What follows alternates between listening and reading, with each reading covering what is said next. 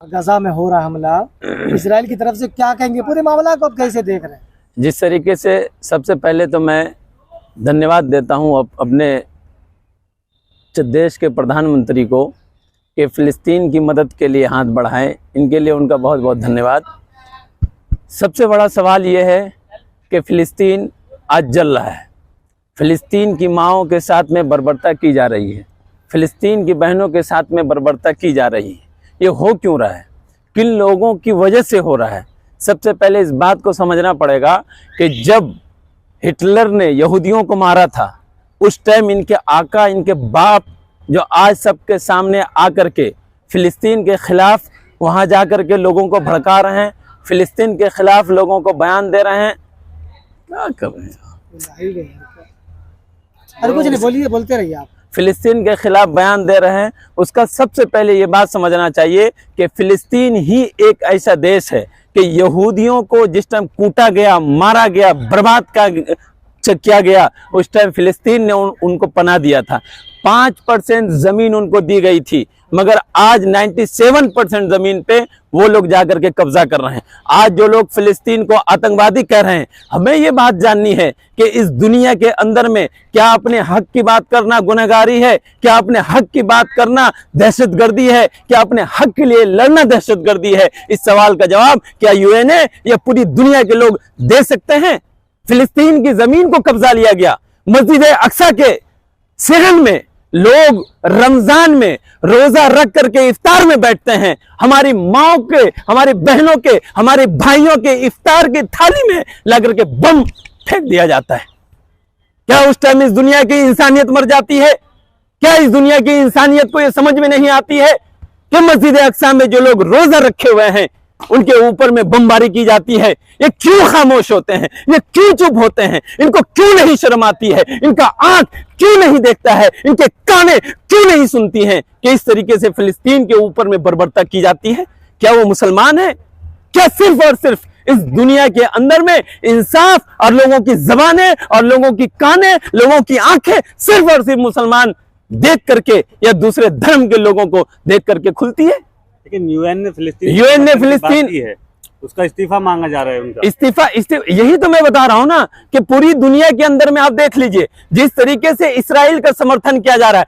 मैं तो सलाम करता हूं अपने लोगों को कि फ़िलिस्तीन के मुसलमानों को मैं सलाम करता हूं। मैं फ़िलिस्तीन की माओ को, मोहम्मद सल्लल्लाहु अलैहि वसल्लम की बेटियों को, फातिमा की कनीजों को मैं सलाम करता हूं कि उन्होंने अपनी बच्चों की कुर्बानी अपनी मिट्टी के लिए दिया, अपनी जमीनों के लिए दिया। हमें बताइए कि गांधी जी ने इस देश को आजाद कराने के लिए जो कुर्बानियां दी थी, उनके साथ में जो मुसलमानों ने कुर्बानियां दी थी, क्यों दी थी? इस देश को आजाद कराने के लिए, अपनी मिट्टी को बचाने के लिए, अपनी गिट्टी को बचाने के लिए, अपनी आजादी को वापस लेने के लिए। उसी आजादी की लड़ाई आज जब फ़िलिस्तीन लड़ रहा है तो उसे आतंकवादी कहा जा रहा है। उनके पानियों को रोका जा रहा है, उनके खानों को रोका जा रहा है, उनके मेडिकल की जितनी सारी चीजें हैं उसको जो है रोक दिया जा रहा है। क्या ये इंसानियत के खिलाफ नहीं है?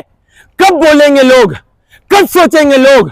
कब देखेंगे लोग? सिर्फ और सिर्फ मुसलमान के बिना पे अगर फ़िलिस्तीन को बर्बाद किया जा रहा है तो दुनिया को यह बात सुन लेनी चाहिए, दुनिया को यह बात समझ लेनी चाहिए कि इसी इस्राइल को, इसी मुसलमानों ने और फ़िलिस्तीन के लोगों ने ही पनाह दी थी। इस देश की मीडिया जिस तरीके से हाहाकार मचा रही है, जिस तरीके से लोगों में गलतफहमियों को पैदा कर रही है, ये क्यों मर जाते हैं हमारे ही देश में, हमारे ही प्रदेश में? जब मणिपुर में हमारी बहनों के साथ में बर्बरता की जाती है तो क्यों नहीं इनके आंख खुलते हैं? क्यों नहीं इनके कानें खुलती हैं? हमारे देश की महिला पत्रकार वहां जाकर के उछल कूद करती हैं। क्यों नहीं जब एक महिला को, जब मणिपुर के अंदर में 2 महिला को कपड़े उतार के उनके प्राइवेट पार्ट में हाथ डाला जाता है, क्यों नहीं इनको शर्म आती है? क्यों नहीं ये जाकर के मणिपुर में लोगों से पूछती है कि आप क्यों इस तरीके से महिलाओं के साथ में कर रही है? सवाल तो उन 57 मुल्कों पे है ना जो नहीं बोल रहे हैं, खामोशी इख्तियार करे हुए हैं। वहीं एक अमेरिका है जो एकदम समर्थन में उतर गया इस्राइल के। इस्राइल जिस तरीके से बर्बरता कर रही है, तमाम देश के लोग इस बात को देख रहे हैं। जो लोग भी समर्थन कर रहे हैं उनको ये बात समझनी चाहिए कि आज यूक्रेन बर्बाद हो गया, इसी तरीके से ईरान को बर्बाद किया जा रहा था। और इसी तरीके से दुनिया में कई सारे ममालिक ऐसे हैं जिसको अमेरिका अपने इशारों पे और उनको चीजें दे करके, बम बारूद दे करके बर्बाद करने की कोशिश कर रही थी। इसी तरीके से आज फिलिस्तीन की लड़ाई हो, चाहे यूक्रेन की लड़ाई हो, अगर आप धर्म के नाम पे, जाति के नाम पे अगर लोगों से लड़ रहे हैं तो अगला नंबर आपका है, आपको भी जवाब देना पड़ेगा, आपको भी समझना पड़ेगा। मगर मुझे अफसोस इस बात की है कि हमारे देश की मीडिया ने जिस तरीके से मुसलमानों के खिलाफ प्रोपेगेंडा चलाने की कोशिश की है, हमारे देश की मीडिया ने जिस तरीके से लोगों में गलतफहमियां पैदा की है, इससे हम शर्मिंदा हैं और हम फिलिस्तीन के लोगों से माफी मांगते हैं। रिपोर्टिंग कर रही है इजराइल में, हम फिलिस्तीन के लोगों से माफी मांगते हैं, हम फिलिस्तीन के लोगों से माफी मांगते हैं, हम फिलिस्तीन की मां से माफी मांगते हैं कि हमारे देश की मीडिया और हमारे देश की महिला मुसलमान, जो मुसलमान महिला है, वहां जाकर के आपकी बुराइयां कर रही है और वहां की रिपोर्टिंग इस देश के अंदर में ये दिखा रही है, ये बिल्कुल गलत है। हम शर्मिंदा हैं, उनको शर्म नहीं आती है, उन्होंने अपनी आबरू को बेच रखी है, मगर हम उनसे माफी मांगते हैं। जो कुछ हो रहा है हम इसे इजराइल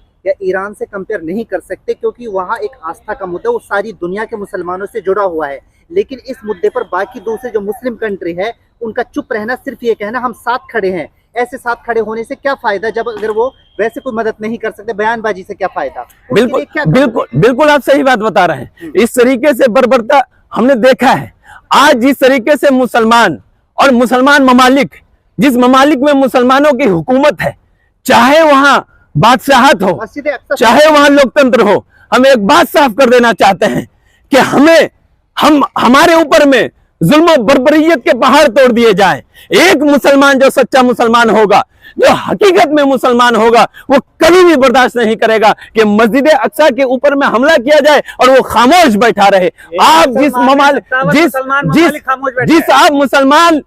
मुसलमान ममालिक के बादशाहों का मुसलमान कहते हैं, मैं ऐसे मुसलमान से इनकार करता हूं। कुरान शरीफ में खुद साफ तौर से यह कहा गया है कि मस्जिद अक्सा हमारे लिए पवित्र जगह है। हमारे नबी पाक सल्लल्लाहु अलैहि वसल्लम वहां जाकर के तमाम दुनिया के अंबिया अलैहिस्सलाम को नमाज पढ़ाए हैं। वो हमारे लिए पवित्र चीज है। चाहे हमसे जान मांगो हम जान दे देंगे, हमसे माल मांगो हम माल दे देंगे, मगर हमसे ना हो सकेगा कि हम अपने नबी का जाहो जलाल देंगे। आज हमारी फिलिस्तीन की माओ ने इस बात को साबित करके दिखाया है। और जो मुसलमान ममालिक देश हैं, जो खामोश है, जो चुप हैं, जो डरे हुए इस्राइल से, उनको सबक सिखाया है कि तुम इस्राइल से डर सकते हो। हमने अपने छाती से अपने बच्चों को जो दूध पिलाया है, वो दूध हमने इस्लाम के लिए पिलाया है, हमने मोहम्मद सल्लल्लाहु अलैहि वसल्लम के दीन के लिए पिलाया है। तुम अपनी बादशाहत को कायम रख सकते हो, मगर हम इस चीज को बर्दाश्त नहीं कर सकते हैं कि हमारे दीन में और हमारे मस्जिद अक्सा में एक जर्रा बराबर भी मुदाखलत की जाए। चाहे रमजान का मामला हो, इस तरीके से लगातार जो मामले हो रहे हैं,